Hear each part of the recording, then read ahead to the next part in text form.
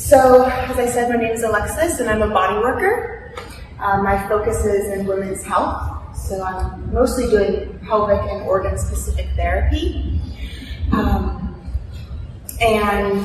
part of what brought me here today is because I'm just so fascinated by our primal bodies and the great healings that are absolutely possible for us. I have an education in integrative bodywork, pelvic and organ-specific therapy, women's health, full spectrum birth and postpartum work, as well as scar tissue release.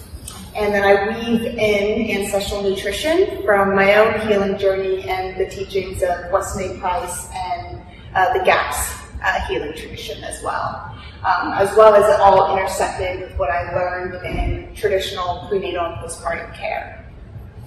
Today, what we'll be talking about is why nutrition and bodywork are integral to one another. Foundational nutrition, that's proteins, cholesterol, collagen, fats, vitamins, minerals, of course. We'll be speaking about the dynamic trine of hydration, digestive and reproductive health, tissue health and organ alignment, and then I'll save space to teach you a self-care massage practice for your digestive and reproductive health.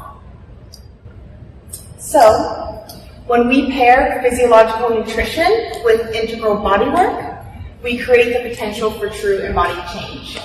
That's the framework of my work. So nutrition is the foundation from which you breathe your life from. The physiological and evolutional requirements for a healthy body. Water is essential for vitality. 90% of our lungs are water, 70% of our brain is water, 83% of our blood is water. Your biochemical reaction is your body's ability to fulfill physiological processes, to restore and to replenish your systems for optimal wellness. These biochemical reactions require fluidity. We cannot expect our body to adapt to body work if you're systemically dehydrated. And so this teaching, the trine of hydration, comes from one of my teachers, Deanna Battendorf. She's local here to Sonoma County. She used to have the Deanna Center in downtown Sebastopol. She's an Ayurvedic practitioner. And so the trine of hydration is essential fatty acids, electrolytes, and probiotics, because hydration is more than just drinking enough water in a day. Effective hydration is supported by this three-part system, and it works in balance. The trine of hydration is what ensures effective retainment and dispersal of water to all needed tissues and systems. So the first part of the trine, essential fatty acids. My recommendations for these fats and oils is meat stock, bone broth, ghee, olive oil, tallow, lard, and cod liver oil. Yeah, and so these replicated flattened cells from insufficient essential fatty acids could be why you're still constipated, even though you're thinking you're drinking enough water, because these flattened cells are replicating themselves and it's just continuing that framework until you actually pump them up with essential fatty acids and giving that retainment to hold the water in the body. And so the second of the trine is electrolytes. So I recommend a half a teaspoon of Atlantic Gray sea salt in a warm glass of water first thing when you wake up, and then mineral drops or Soleil water for all other water intake throughout your day. So poor nerve and muscle function will limit the restoration we intend to create in our bodies through body work. So again, when I'm talking to people, I'm always asking about electrolytes because it's essential to what we're trying to do. And the third of this trine is probiotics. So my recommendations for probiotics, as much as anything is possible, we want our nutrition to come from whole foods. So, there's those capsules and things out there, if that's what you have access to and it's working, but ideally if you can get it from whole foods, I think that is ultimately always better and our body recognizes it and is able to utilize it more readily. And so, of course, however, the bacteria in our gut is not the only bacteria in the world, and sometimes the wrong type may end up in our body competing for nutrition, or the good bacteria may be stripped and depleted, leaving a disruptive digestive system. So life-giving food is sufficient bioavailable protein, fat, collagen, and cholesterol. Other life-giving foods that I'll be talking about today is in the form of vitamins, and I'm going to be talking about 3 specifically. Of course, there's a host of vitamins that are really key, but one of them being vitamin A in the form of retinol, and that comes from liver, lard, butter, and eggs, egg yolks more specifically. We're wanting to focus on oils that are readily available, like tallow and lard and things, because we're also able to protect it in a sense where it won't oxidize. Oxidation for those things will only happen if we're actually like heating up like way beyond at a really, really high temperature. But otherwise, it's really safe for our bodies to consume. Cholesterol. This has been quite a disagreement across the ages. So our immune system relies on cholesterol, and it is our universal repair substance. And so cholesterol continued is one of the most abundant materials in the brain, and the rest of our nervous system is a fatty substance called myelin. So as you can imagine, again, how important this is in the body work that I'm doing, that if we don't have the nervous system innervation for our internal organs, you can imagine how that could really inhibit the work that we would be doing. So after the brain, the organs hungriest for cholesterol are our endocrine glands, adrenals, and sex glands. So if I'm working with someone who has hormonal issues, the physical aspect of me working with their tissues to open up their pathways for circulation and communication between the cells is absolutely essential. But once again, at the baseline, if they don't have cholesterol, the precursor to the hormonal matrix, we once again will see ourselves coming back to the same issues time and time again and not actually finding true resolution. So again, this is another piece why in my work I feel I have to talk about nutrition. Our brains are predominantly made of fat, and fat is a major source of energy. It helps us absorb certain essential vitamins and minerals. And so I think that's really important to let that sink in, that together fat and cholesterol create protective myelin sheaths. So when a myelin sheath is damaged, these nerves cannot conduct their electrical impulses as they normally would. And so yes, like sometimes these fibers can be damaged, but they can be repaired. And so that's again like coming back to providing the nutritional support in order for the nerve fibers to be protected and to come back online and to be able to communicate and actually have sensation in our body. So collagen provides structure, support, and strengthens your skin, your muscles, bones, and connective tissue. And so I think this is the significant glue that holds body work and nutrition together, because collagen is the mother web that weaves our whole body together.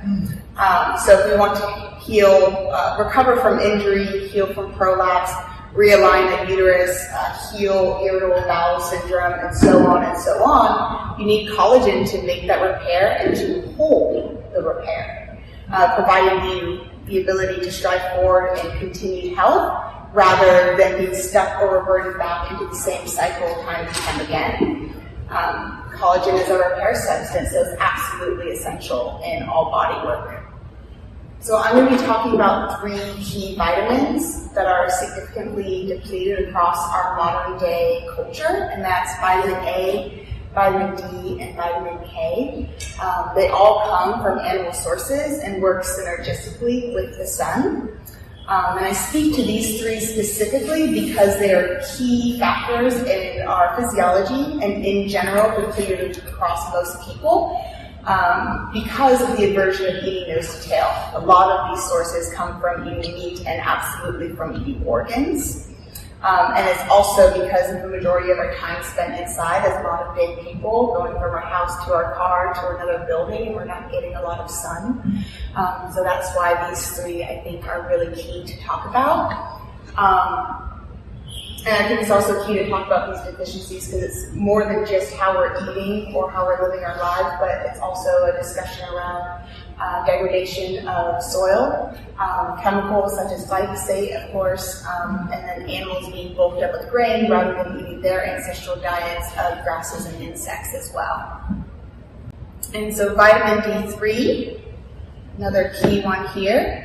Another fat-soluble nutrient, and it's sourced from animals and most importantly from sunshine.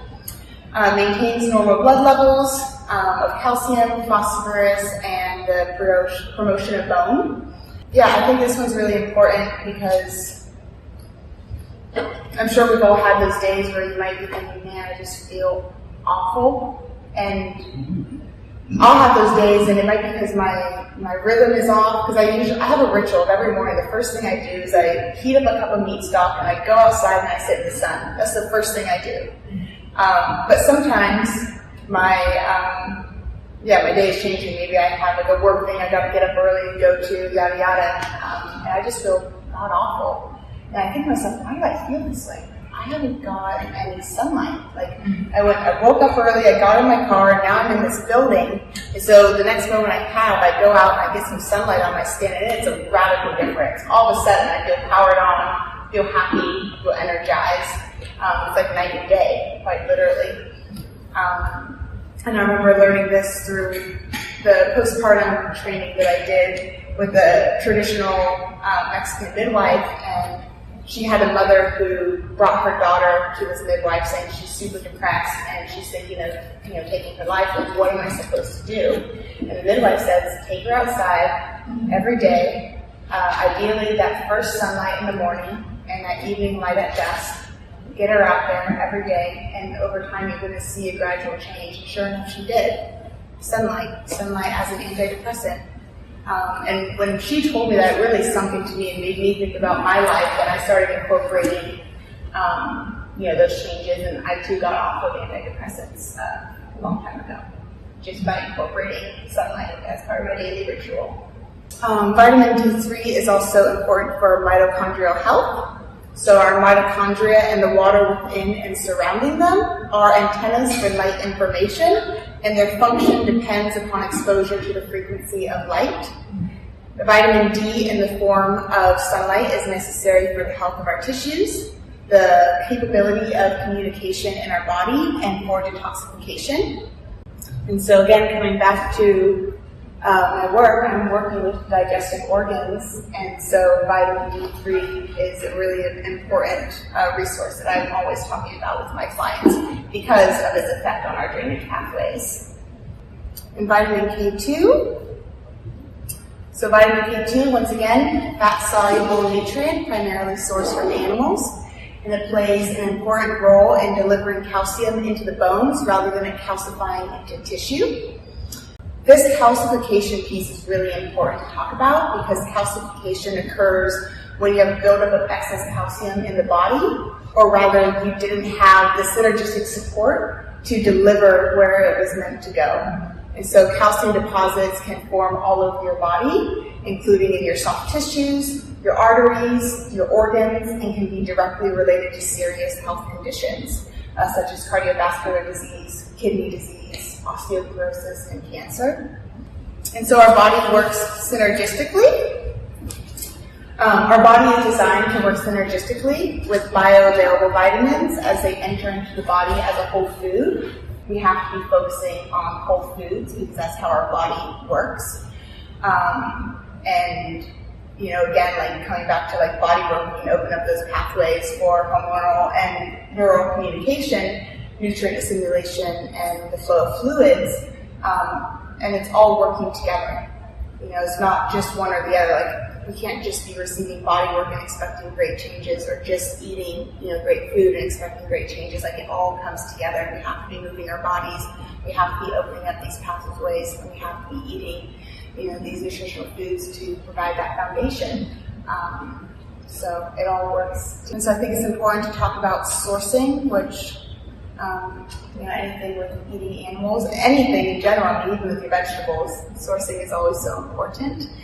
And so we spoke to a little bit before, important for our own health and also for the health of the animal that we're eating, that we are trying to meet that and have a really good balance of omega-3 and omega-6s. And that comes from the animals that we eat are also eating their ancestral diets as much as possible of grasses and insects, and by eliminating or significantly reducing grain-fed meat.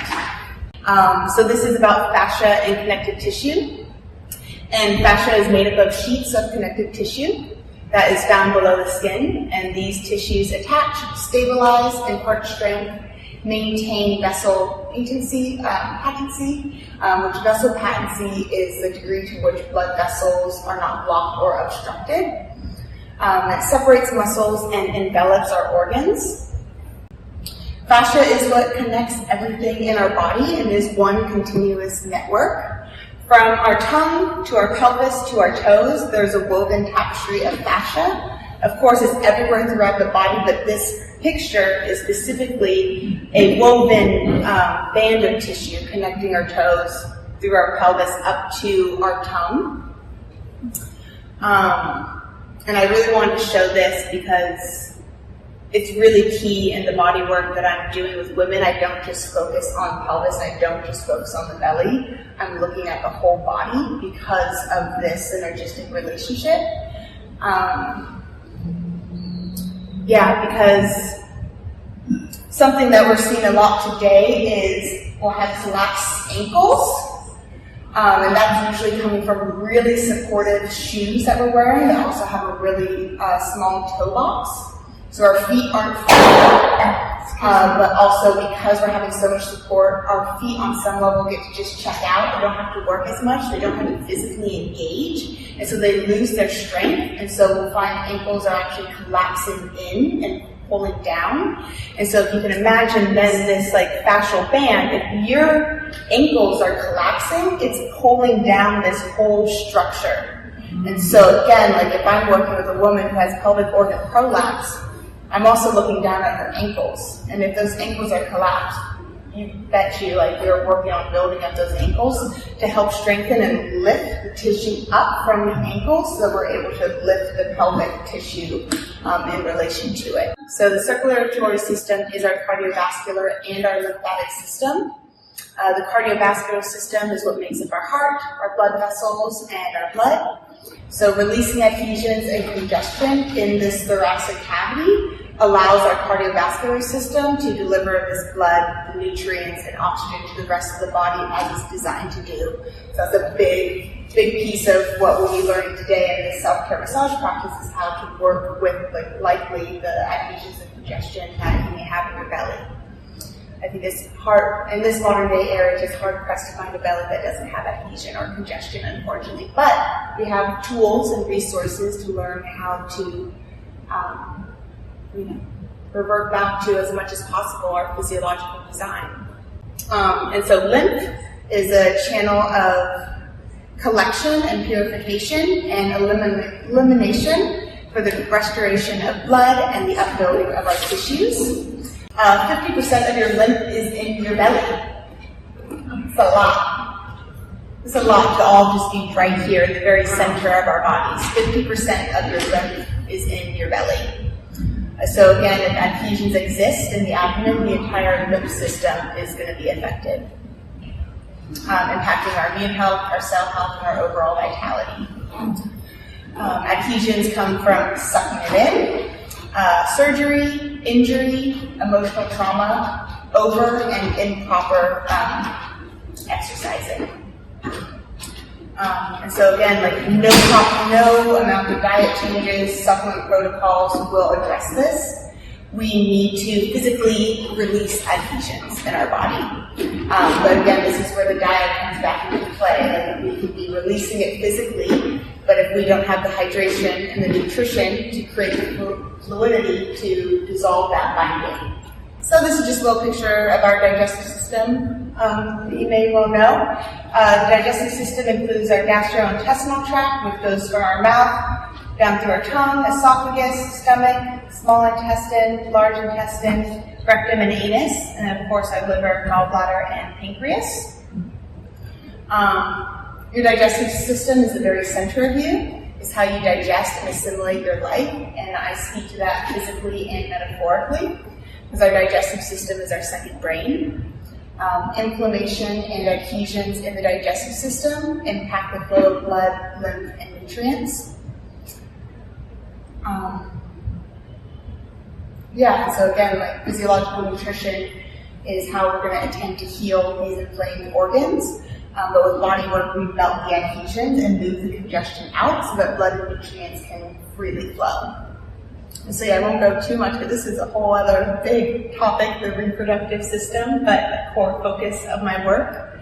As I mentioned, my focus is in women's health and the health of our pelvic organs for healthy menstruation, healthy pregnancy, easeful postpartum recovery, and easeful menopause.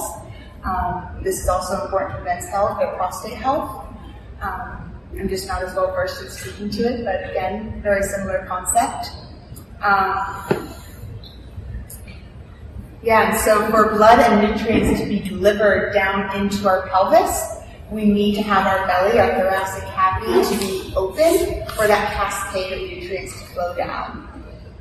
And we need collagen and cholesterol to maintain and resource the hormones and to rebuild strong and supple tissues.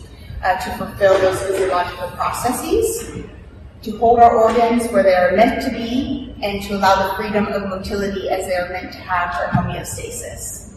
And so ligaments, we have ligaments of our uterus that hold the uterus in place and enclose nerve and blood vessels.